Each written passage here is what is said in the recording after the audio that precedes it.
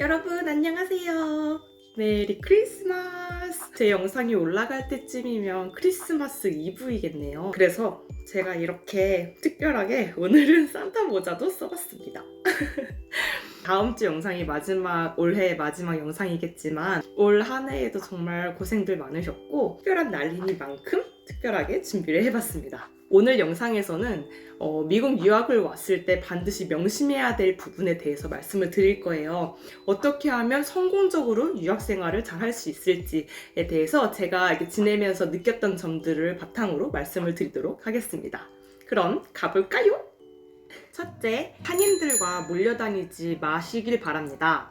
제가 교환학생 갔을 때 느꼈던 점인데요. 학교에 딱 가는 순간 한인회라고 있어요. 물론 한인회에서 정말 알짜 정보들도 많고 한인 커뮤니티 안에서 서로 도움도 많이 주는 건 사실입니다.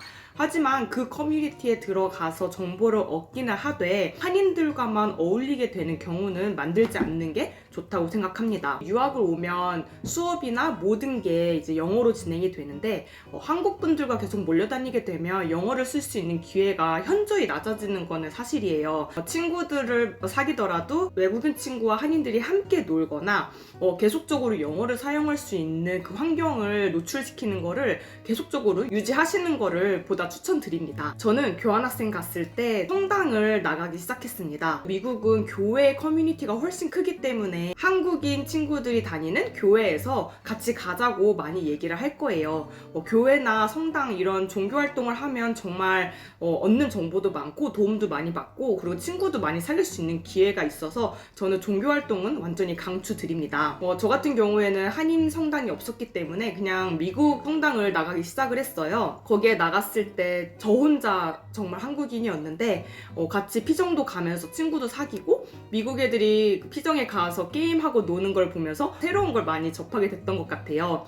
그래서 저는 거기서 만난 친구와 정말 친해져서 그 친구랑 같은 기숙사에 살았기도 했어가지고 그 방에 가서 자주 놀기도 하고 같이 겨울왕국도 보고 한국에 돌아간 후에 한 3년 후에 친구가 결혼식을 한다고 해서 다시 그 지역에 방문한 경험도 가지고 있습니다. 그 친구 결혼식도 가서 같이 축하해주고 진짜 오랜만에 온 가족들을 다 만났었던 것 같아요. 물론 미국에 적응을 하려면 힘들겠지만 한인들과만 어울려 다니는 것은 가급적 지양하시길 바랍니다. 두 번째, 유학을 와서 공부만 하려고 하지 마십시오. 이건 어떤 의미이냐? 미국에 왔으면 이 미국 문화에 대해서도 많이 아는 게 정말 중요한 것 같아요. 그래야 여기에서 적응을 하기에도 더 쉽고 사람들 간의 오해도 쌓이지 않은 것 같아요. 한국과 미국은 워낙 다른 문화를 가지고 있기 때문에 한국에서 이렇게 행동을 하면 뭐 좋은 의미였는데 미국에서는 반대 의미일 수도 있고 불쾌함을 느꼈지만 실제로는 아무렇지 않은 상황인 경우도 있거든요. 그러니 미국에 와서 지금 한 몇 년은 있어야 되는데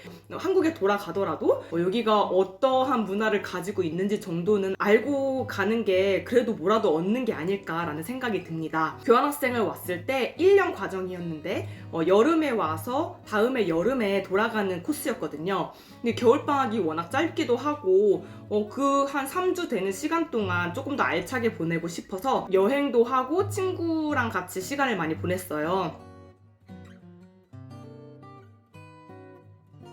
그리고 유학생들에겐 땡스기빙이랑 크리스마스 이때가 가장 외로운 시기이거든요. 기숙사는 머무를 수 있게 허용을 해주지만 식당이나 이런 데가 많이 문을 닫게 돼요. 그래서 그런 명절, 미국의 큰 명절이 있을 때에는 친구에게 초대를 해줄 수 있냐 해서 함께 시간을 보내는 것도 나름의 방법입니다. 저 같은 경우에도 땡스기빙이랑 크리스마스 때 친구 그리고 호스트 팸이라 그래서 학교에서 연계해주는 미국인 가족이 있었어요. 그 가족들과 시간을 많이 보냈습니다. 그러면서 미국은 이 시기에 이렇게 시간을 보내는구나.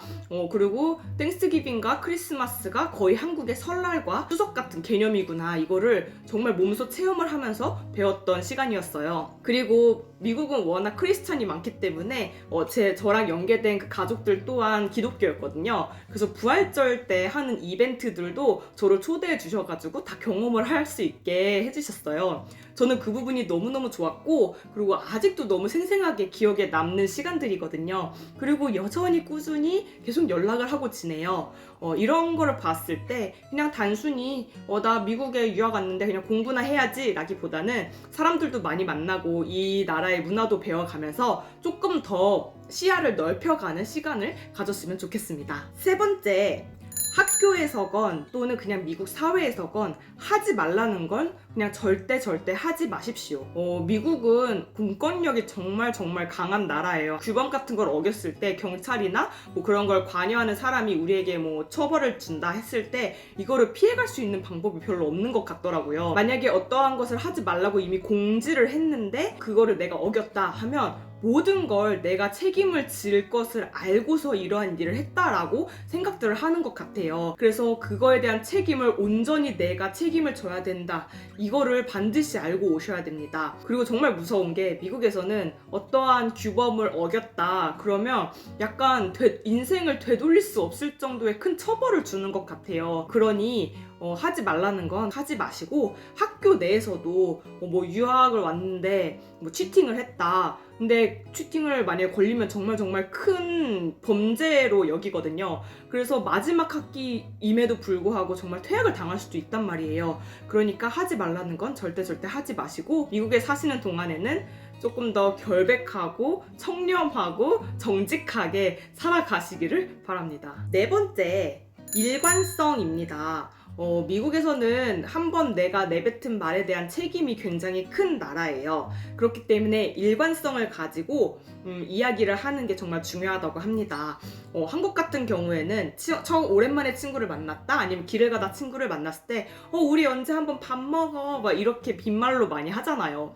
미국 같은 경우는 그렇게 말을 하는 걸 정말 이상하게 생각을 한다고 합니다. 이 내용은 어쩌다 어른 강연에서 심리학 교수님께서 예시를 들어주셨습니다. 한국에서 만약에 친구들이랑 만났을 때 또는 데이트할 때 아니면 뭐 회사에서 밥을 먹을 때 메뉴 선정을 할 때 많이들 물어보죠. 너 뭐 먹을 거야? 중국집을 갔는데 마음속으로는 나는 뭐 울면을 먹을 거였어요. 근데 대부분 사람들이 짜장면을 시키는 거죠. 그러면 뭐 그럴 때 나도 모르게 짜장면으로 다시 옮겨간다거나, 또는 너 뭐 먹을 거야? 해서 나 이거 먹을 거야. 그러면 나 그럼 이거랑 잘 어울리는 뭐 B 시킬게. 이렇게 얘기를 하는 경우가 있잖아요. 약간 이렇게 상대방과 함께 의사소통, 교류하는 소통을 하는 거를 좋아한다라고 해요. 뿐만 아니라 미국에서는 뭐 너 밥 먹었어? 아니면 너 밥 안 먹었어? 이렇게 물어보면 대답이 다 뭐 먹었으면 yes고 안 먹었으면 no 이러잖아요. 근데 한국은 밥 먹었어? 그럼 먹었으면 응 먹었어. 근데 밥 안 먹었어? 그러면 아니 먹었어. 이렇게 이 대답이 바뀌잖아요.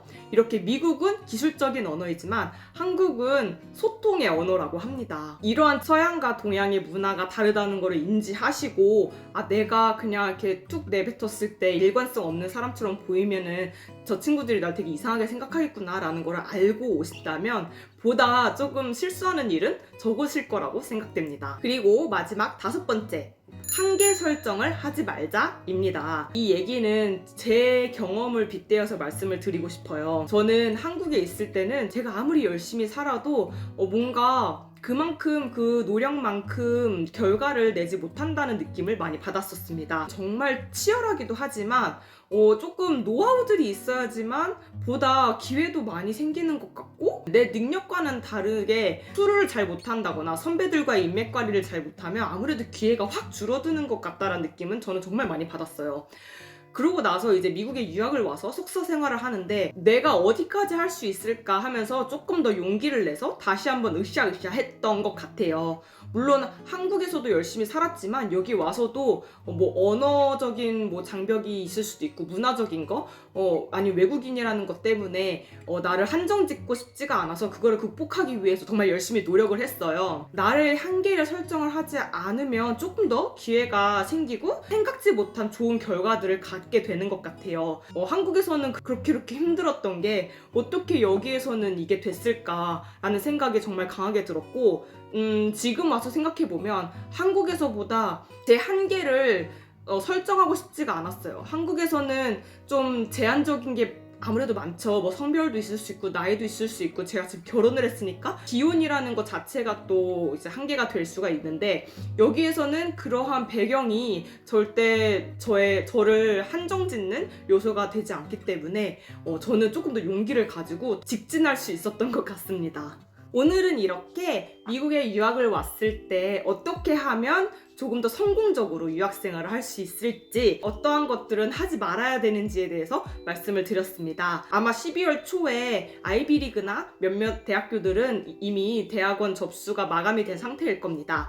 그리고 1월 또는 2월까지 마감인 학교들도 있죠. 계속적으로 대학원을 지원하고 계시는 분들도 있을 테고 결과를 기다리고 계시는 분들도 있을 건데요. 학교에서 좋은 소식을 받으시고 유학을 왔을 때 이러한 부분을 정말 조심해야겠다라고 미리 알고 오셔서 빨리 적응하시고 성공적인 유학 생활을 하실 수 있길 바랍니다.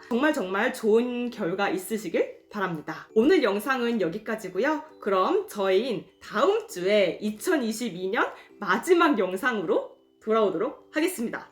그럼 다음 영상에서 또다시 만나요.